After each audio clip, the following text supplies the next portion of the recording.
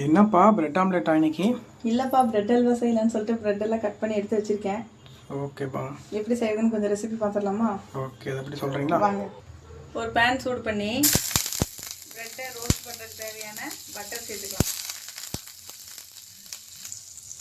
பட்டர்லாம் நல்லா மெல்ட் ஆகி வரட்டும்.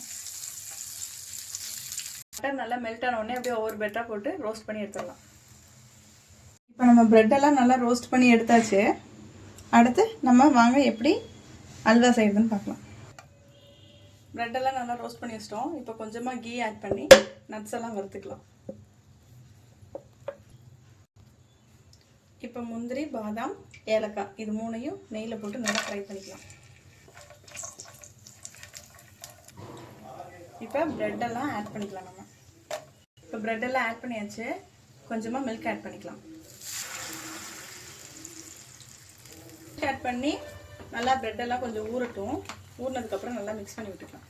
பிரெட்டெல்லாம் நல்லா ஊறி தனித்தனியாக மசிஞ்சு வந்துருச்சு. இதை நல்லா கிண்டிட்டு இருக்காங்க.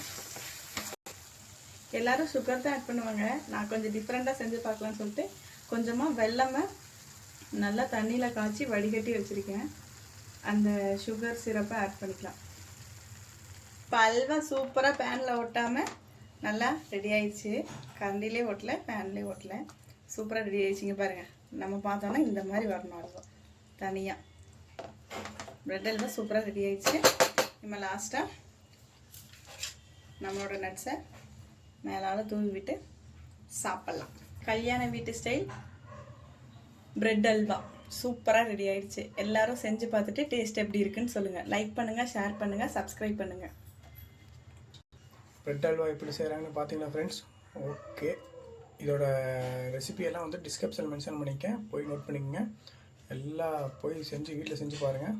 நான் கொஞ்சம் டேஸ்ட் பண்ணி பார்த்தேன், சரியான டேஸ்ட்டாக இருக்குங்க. ஓகே, மேலும் ஏதாச்சும் வீடியோ வேணும்னா கமெண்ட் பாக்ஸில் கமெண்ட் பண்ணி, லைக் பண்ணி, ஷேர் பண்ணி, சப்ஸ்கிரைப் பண்ணி பெல் ஐக்கன் தட்டி விட்டுருங்க. அப்போ தான் புதுசாக வெளியே வீடியோ தான் போடுற மாதிரி தெரியும். நன்றி, வணக்கம்.